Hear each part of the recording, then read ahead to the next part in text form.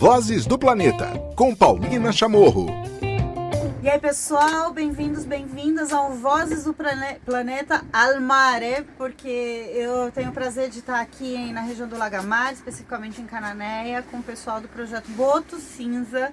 A gente veio acompanhar um pouco do trabalho deles e eu queria então que vocês se apresentassem aqui para os nossos ouvintes. Daiana. Gente, boa tarde, bom dia, boa noite. Sou a Daiana, sou coordenadora da educação ambiental aqui do projeto Boto Cinza e a gente faz um trabalho aí de levar, né, muitas informações, curiosidades e não só do Boto como do Lagamar também para a população de Cananéia e para quem visita, para todo mundo aí interessado em cuidar da natureza. Caio. Olá pessoal, eu sou o Caio, sou biólogo, já trabalho aqui no Instituto de Pesquisas Cananéia, no IPEC, há pelo menos 15 anos e atualmente sou coordenador do projeto Boto Cinza. E para mim é um prazer particularmente estar aqui porque eu frequento essa região há quase 30 anos. E acho que uma das primeiras ideias que seria legal vocês contarem para os nossos ouvintes é a diferença entre golfinho e boto. Vamos começar por aí? Essa é boa e eu acho que é a pergunta que a gente mais ouve de quem vem pela primeira vez ou ouve pela primeira vez. E eu sempre gosto de falar que, na verdade, não tem diferença, né? Porque boto e golfinho é um nome comum. Se a gente estivesse falando nos termos científicos, a gente se refere a um animal, alguma espécie, pelo nome científico, e é o que define, né, o que eles são. Então, o boto cinza, ele é do nome científico Sotalia guianensis. Mas, popularmente, ele é chamado aqui na região de boto cinza. Em outros locais, ele pode ser chamado de golfinhos. Pela classificação biológica, são todos cetáceos, são todos mamíferos marinhos, e aí são todos dentro dessa ordem dos odontocetes, né, que são os golfinhos de dentes. Então pode ser golfinho, pode ser boto cinza. A gente sabe que o pessoal tenta fazer a distinção de o boto é de água doce, muito pelo boto vermelho da Amazônia, que esse sim é exclusivamente de água doce, e lá também existe um animal parecido com o boto cinza, que é o tucuxi, mas aqui a gente fala boto cinza em respeito principalmente, né, às comunidades tradicionais que já estavam aqui, que já chamavam esse animal de boto cinza, mas em outros locais eles vão chamar de golfinho. Eu sempre faço a brincadeira com cão e cachorro. Qual que é a diferença de cão e cachorro?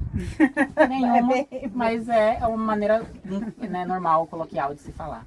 Perfeito. E eu vou aproveitar um momento de curiosidade aqui, já que a gente está no mar, já que a gente tem especialistas em cetáceos, para trazer uma outra curiosidade, né? O Caio falou dos odontocetos.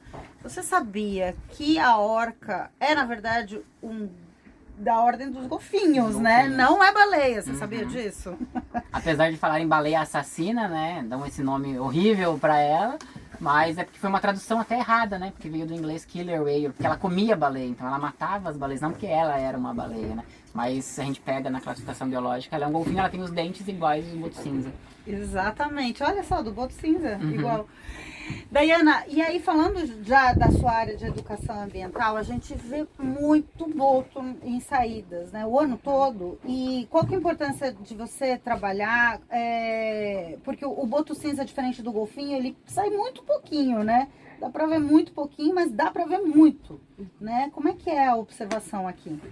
Aqui eu acho que não tem um dia que a gente não consiga, né, ver. Muito raro a gente sair, mesmo que seja uma caminhada na beira-mar, ou passeio de balsa e a travessia, a gente não vê os animais. Mesmo que seja esse pouquinho da nadadeira, a gente sabe que eles estão por ali.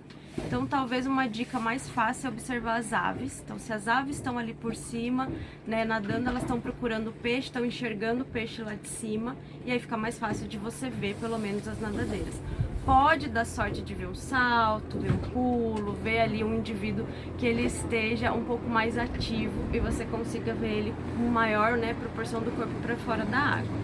Mas é muito fácil ver esses golfinhos, né, ver o boto aqui em Cananéia. É um lugar realmente que a gente consegue ver, tem uma proximidade, né, com eles.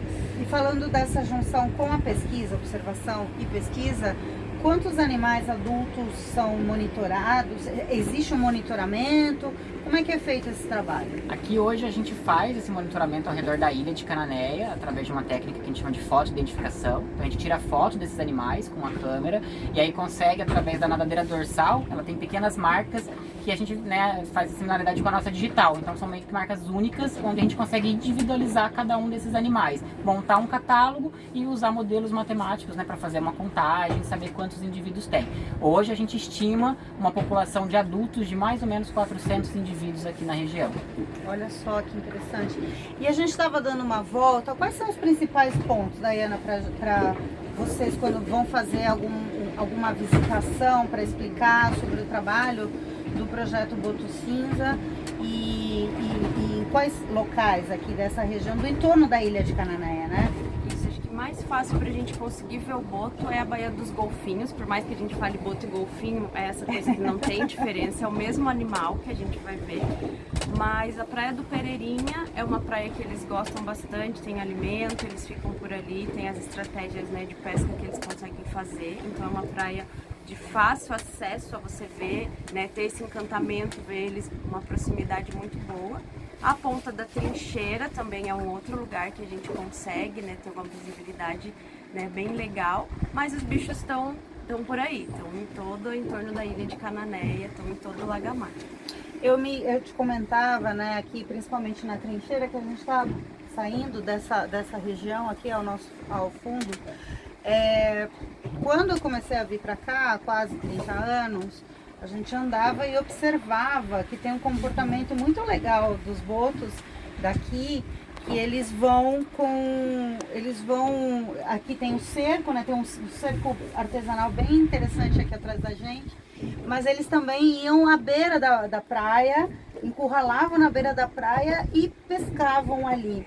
E aí minha surpresa foi, vocês estavam me contando que essa região aqui já desbarrancou por erosão, por ação natural, que na verdade provocada também pela ação humana,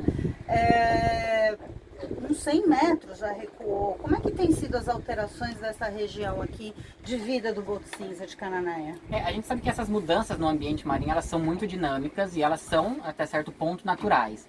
Mas o que a gente tem percebido é um aceleramento dentro dessas modificações. Então elas estão cada vez mais rápidas, a cada ressaca que vem, um número maior de ressacas, um número maior de ventos fortes, de marés mais altas. Então isso tem alterado com uma maior velocidade. Então áreas onde a gente tinha essas, né, quase falésias, aqui atrás tem desbarrancados, a gente teve a abertura do canal da Barra Nova na Ilha do Cardoso, que foi acelerada por esse processo dessas mudanças climáticas. Na Praia do Pereirinha, na Ilha do Cardoso, também tem sofrido. Então, assim, apesar de ser naturalmente um ambiente dinâmico, os processos estão mais acelerados, né? E isso, claro, que vai refletir no dia a dia de todo mundo, do pescador, do morador tradicional, do turista que quer vir na praia e não consegue porque a maré tá cheia, já tá batendo lá no barranco, tá batendo na restinga, e também do Boto Cinza, que às vezes utilizava uma praia para se alimentar e hoje não consegue mais porque essa praia simplesmente foi erodida. Então são mudanças constantes e a gente sabe que até certo ponto esses animais eles vão se adaptar, mas se o processo for muito acelerado ou se essas mudanças forem muito radicais, o que a gente tem mais receio hoje é que eles, por exemplo, abandonem a área. Porque eles, né, não estão presos aqui dentro dessa baía, eles podem se locomover. Se a outra baía aqui do lado, por exemplo, a Baía de Paranaguá, tiver umas condições melhores, tiverem mais viabilidade, eles podem simplesmente se mudar para lá e a gente deixar, e a gente já viu isso acontecer em outras baías na costa brasileira, onde os botos cinzas existiam e não existem mais ou tem um número muito reduzido. Nossa preocupação é dentro desses impactos. Então, se esses animais não vivessem mais aqui, como é que vai ficar o turismo? Como é que vai ficar as pessoas que vivem do passeio do Boto Cinza?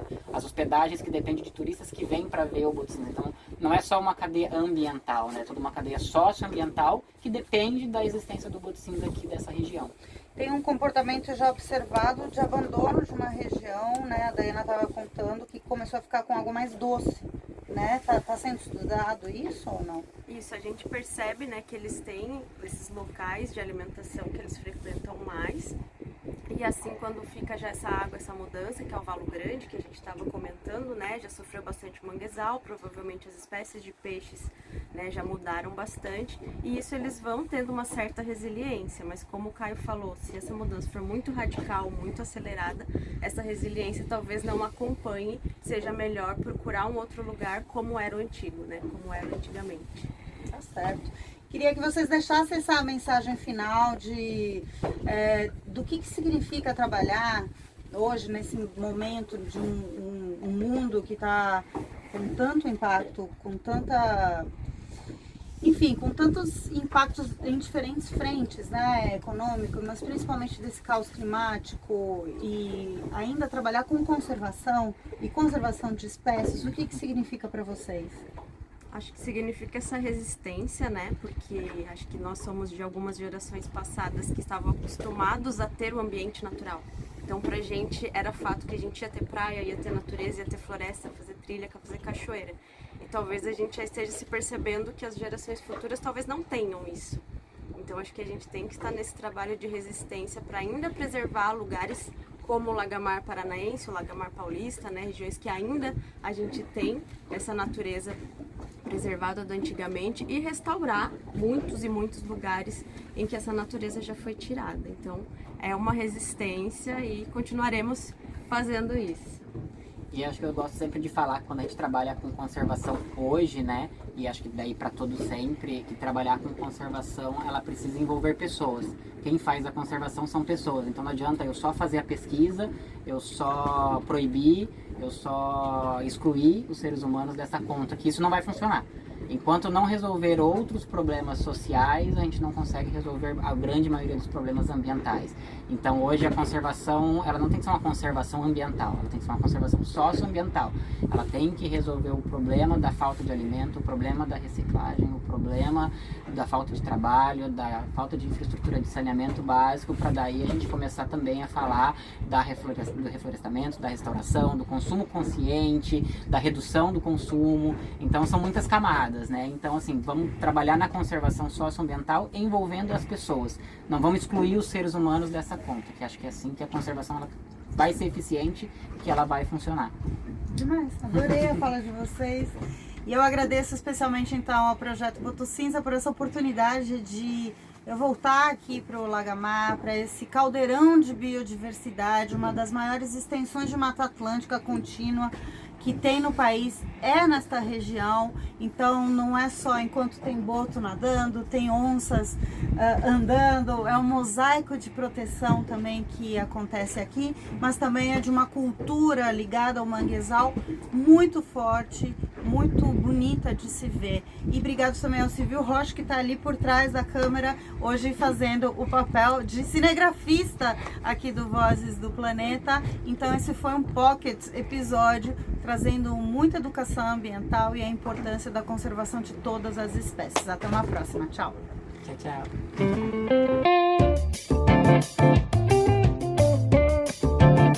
Vozes do Planeta, com Paulina Chamorro.